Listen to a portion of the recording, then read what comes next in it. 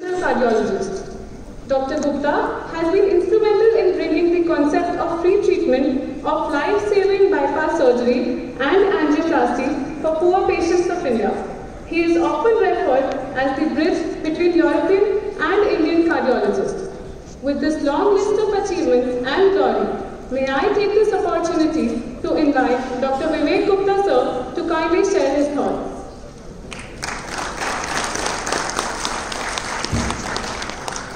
It's really great morning today.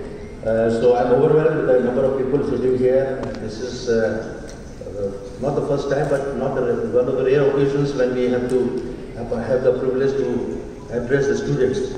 Normally I've been addressing most of the doctors through our Indo-European program. So, respected Chief Guest, Yavendra Mathur Sahab, Dr. Sujata Srivani, Guest of Honor, Dr. Pankaj Gupta, Dr. S.J. Gupta, Dr. Ruchi Sogarwal, who is our Managing Secretary, and I really heartily thank IIHMR for giving me this opportunity to be present with you on this occasion.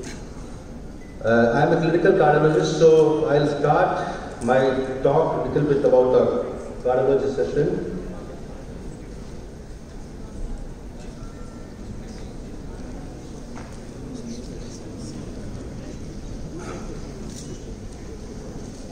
So, because being a cardiologist, I think as a student, you should know that the heart burden is growing greatly. We have angina, everybody knows about angina, so I'll talk about angina, I'll talk about heart attack, what is chest pain, what is non-cardiac chest pain. A lot of time people get confused, heart ka hai, vessel dard hai, non-cardiac. I'll talk about angioplasty, I'll talk about TAVI, which is a non-surgical closure of aortic, non-surgical replacement of aortic valve, which is a new technology, and I was privileged to be one of those people who started this technique in France in 2002 and 1998. And then I'll talk about the challenges of the healthcare. So, I don't know, we have the slides, you can put the slides to you. Actually the slide, the first slide, which I wanted. So, heart attack is a real cause of concern.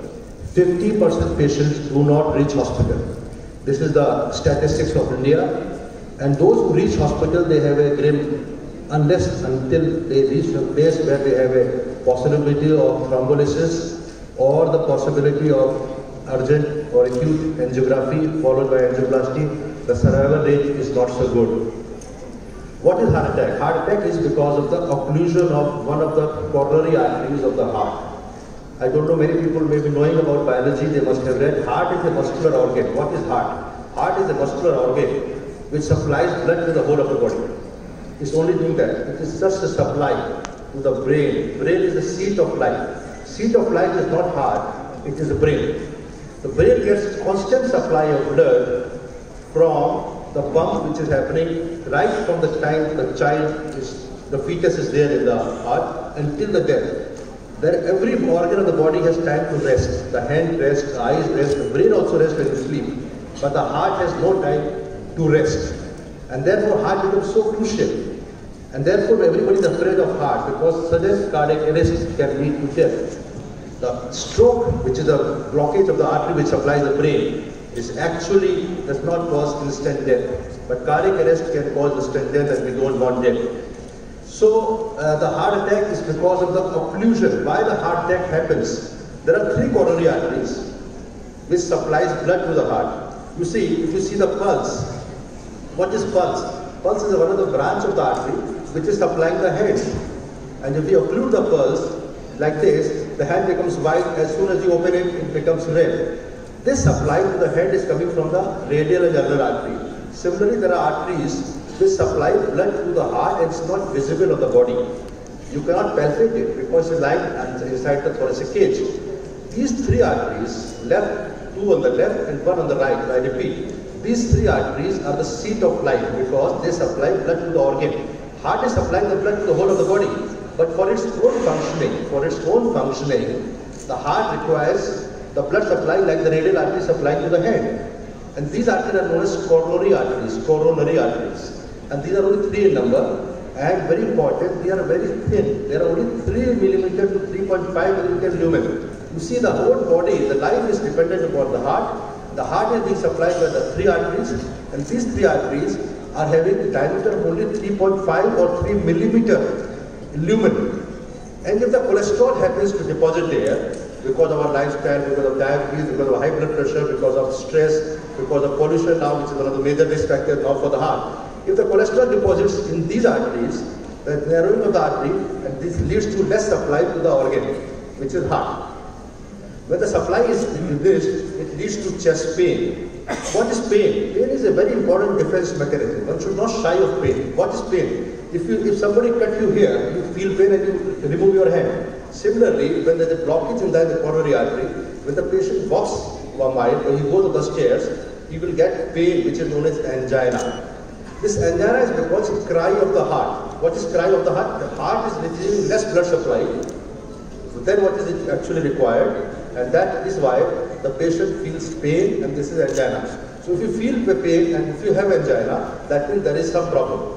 But all chest pains are not angina. This is very important, because one should not feel so much panic that a lot of time patient comes, I have pain here, pain here, pain here, and we find out that it's not a cardiac pain. So I will give you 3-4 points. What is the difference between the cardiac and non-cardiac pain? This is just for the knowledge, because this disease is very aggressive and is going on so rampant, especially young people are getting more and more affected.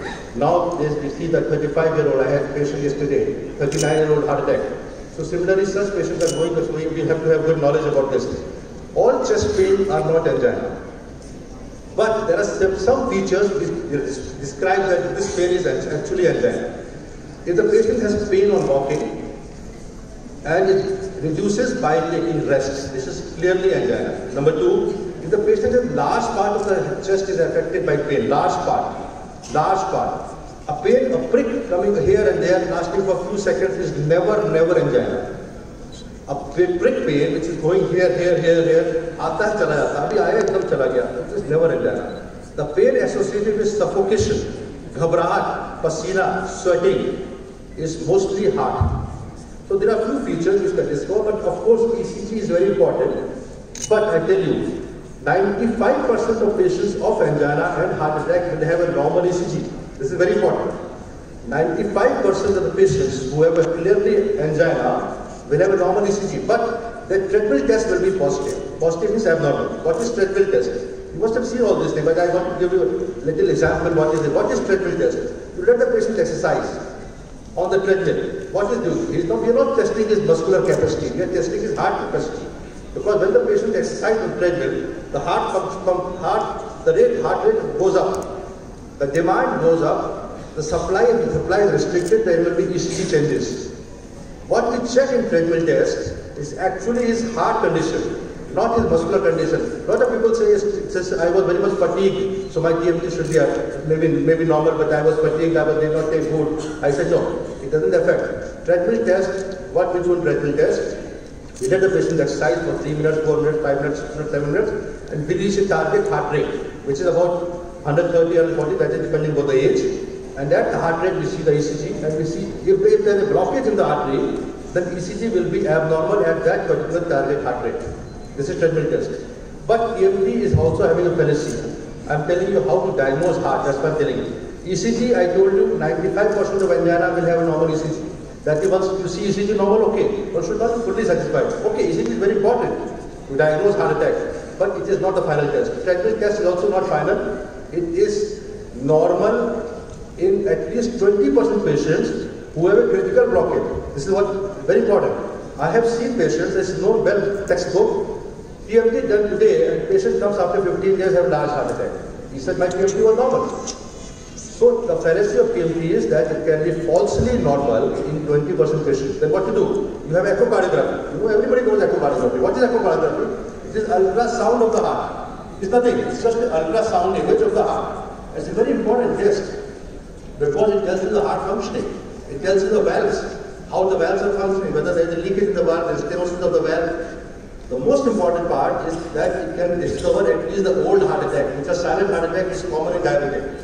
How? Because when there is a heart attack, I told you that one of the arteries get completely occluded, which leads to a heart attack, and that particular muscle, for example, this whole, if you see this room, this is the left side, this is the right side, this is the base, and this is the top. All these are having supply from different arteries. Once supply is gone, then this wall is gone and this wall is gone, which will be detected by echocardiography. So in echocardiography, what you see is actually the dysfunctional muscles. In normal case, you see a normal car like this, so all the walls are working and they all, from all the sides, the heart is pumping well. Echocardiography will tell you that there is a regional wall motion abnormality. If this is there, this shows that one of the arteries have been occluded, therefore you have to do angiography. What is angiography? Coming on to the last test. Everybody's fear, everybody gets shy of. When I tell angiography, oh, doctor, angiography नहीं कराएंगे. It is only test like ECG. No, कुछ निकल आया तो test very important. People want to let, ignorance is bliss. This is known fact. But ignorance is not bliss in cardiology. You don't want to be ignorant about your heart. So when I say something, somebody, इसलिए आप खराब है, ये आप normal है, angiography करा रहे, नहीं डॉक्टर दवाई दे. How will I treat the patient unless I know that there are blockages or not? So I tell you, angiography is the safest test. It is more safe than walking on the street in India or anywhere in the world. It's safer than traveling on the road. So I tell you that if your family members have got a decision by the cardiologist to do angiography, please don't delay. Why? If you delay angiography, the blockage which was there may get, that there was a plaque rupture. That may be blockage which is 50% or 70%. It shows up sometime with abnormal ECG and patient becomes normal after some time. But that percentage blockage is already existing in your heart, artery of the heart, like the pulse, similarly. If that blockage is there because of certain conditions like mental stress, you must have seen in the old movies, usko ekdam sadma pahuncha deto. This is common actually. The mental stress leads to some catecholamine release in the body, and that leads to further coronary spasm. Spasm means artery getting further narrowing without blockage, and that leads to clot formation, and the patient has large heart attack and patient can die. So angiography is the only gold standard to confirm 100% whether the blockage is there or not. The very important thing, there may be minor block also. I do angiography, I find the patients. I tell that every patient has a 50% chance of finding a normal angiography despite having old angina, or a blockage which is less critical. Suppose the patient has a blockage in 3 arteries, 50%, 20%, 60%. I will not do angioplasty. It's not indicated. It's not required. Not bypass. So all angiography do not land up in stent form. There is a public belief, there is a personal, that अगर angiography कराई तो bypass कराना पड़ सकता है या angioplasty करानी पड़ेगी, स्टेंट तो लगी रहे. It's not correct. It's absolutely a myth. It's absolutely wrong. Angiography is just a test where we want to find a diagnosis. If we find a double vessel disease, which is 50%, 50%, I will not do anything. I will put a statins, ecosprin, clopidogrel, all these medicines which are there to prevent a heart attack in a patient who has got some blockages. But of course, if the patient is a 99% blocked, you have to do the stent because that can lead to heart attack and angina and sudden death. So angiography is very important. Now new technique which is available is very important to tell everybody. Short of angiography is CT scan coronary angiography. CT scan coronary angiography is a new modality. For the last few years, it's available in most of the cities now, where without injecting a catheter inside, just by CT scan, you can detect a blockage. So sometimes if the patient is almost normal, it's a preventive technology. It's not that if the patient has angina, you have to do angiography. If the patient has no angina, if I feel that, okay, of all of you who are above 40, we have to do screening test, you do ECG, TMT normal, or TMT mildly abnormal, echo normal, but I will still say, if you are diabetic or high blood pressure, your family history, always do CT scan, because CT scan can detect the 30% blockage, which will never be detected by TMT or echo. TMT will be abnormal. Very important test I am telling you, very important. One should always focus on this, my word. TMT will be abnormal only if you have blockage more than 70-80%. That means if you have 3 blockages, 50%, 40%, 60%, the TMT will remain normal. These 60% blockage, because of certain bad conditions of the body, can rupture and lead to clot formation. That is why a normal TMT can have a heart attack after a few days or few months, depending upon its condition. They have a possibility. That means TMT is not final. So I tell you, all the family members of all the students, if they are above 40, please do the screening test of CT coronary angiography at least once in 5 years. Once in 5 years. So this is there. So I have told you about the chest pain, which is not cardiac, but of course all the chest pain which I see, at least 70% are not cardiac. That's very important. So one should not be afraid that everybody will have a heart attack. I'm not there to panic you, but I will tell you the true story that one should always take care of the heart. I will show you a little about my slides and TAVI, which is there in my program of. Can we have a non-slide show, because otherwise if I take it will be very slow. Can we have a non-slide show? Non-slide show, just like that. Okay, I can skip a lot of slides and then go back to the. Keep it non-slide, non-slide show. Then I will faster. Okay, the work completely. So TAVI as a new technique, please show the slides without slideshow. So TAVI, what is TAVI? I want to tell you, it's a new technique of replacement of the aortic valve without opening the heart. This is a very important, non-slideshow. This is a very important, just put escape. It's a very important technology of cancer. So we have a more aging population of 80, 85, 90 all over the world. Now India is still catching up. Yeah. You see the average time spent in France is 88 years for females and 86 years for male. For UK it's almost the same. In India, yes, this is better. In India it is about still 60, 65, something I don't know exactly, but Dr. Vivek will remember there. So I would like to tell you that we are still lagging in terms of so many bed ratio, and I will show few slides and then I will show you about the. I think all these things will be covered by our other panelists, but let me show, because I'm sorry that slides I don't have the laptop here. Okay, so I'll just go quickly on to the last part of my presentation, which is the training program, which we are doing for the private doctors, and we are planning to get support from the government to give the government doctors can be trained. So I'll just skip about few slides, and then IIHMR Bharat, I think we'll have a discussion after that. It's a great scheme of the Prime Minister where we are giving benefit 5 lakhs rupees per family for at least 50 lakhs families. So I'll skip this. Then we have challenges. Then I talk about this. Can we have the slideshow now? Can we have the slideshow? So this is a training program which we started by the name of Indo-European. This is the last part of our talk. I know there are other speakers as well, and we have taken a lot of time. So this is Indo-European course on revascularization, which we started in 2008. This is, I think, Madam Sonik, who is the Additional Chief Secretary, will take care of it. Let's listen to this. It's important. We started Indo-European course on revascularization. We did the first course in June 2008 in Vigyan Bhavan. Then we did it in a lot of European universities in London, Paris, Amsterdam, Rome, and Zurich. And the concept was to give the training. The concept was to train the doctors for interventional cardiology. But slowly we are catching up, and we are trying to do the government doctors. Why government doctors training is important? This is what I want to emphasize here. The government doctors is a pilot of the scheme. You see, if we have primary health center, who is the pilot? Is the doctor. If we have secondary or community health center, who is the pilot? The doctor team. Who in the district hospital, again the doctor. The doctors are very important for running a good healthcare system, even for IIHMR Bharat. For IIHMR Bharat success, it depends upon the availability of cesarean doctors in primary health center, or in community health center, or availability of angiography in community health centers. I'm talking about this government system.